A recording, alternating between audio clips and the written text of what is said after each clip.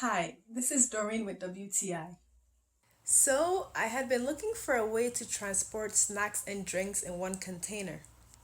That's why I was so happy when I found this Snackeez. It is a snack cup in a drink cup.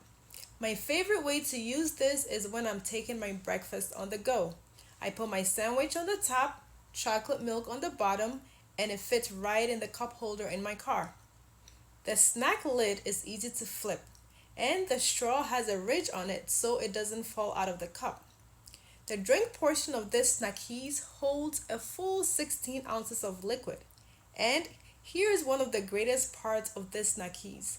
If you accidentally turn it on its side, the liquid in the cup doesn't leak. And the snack portion of this cup holds about 8 ounces of Cheerios, which is about 1 cup. I really enjoy using my Snackeez when I'm on the go and still want to snack, and I think you will too. And that is my point of view.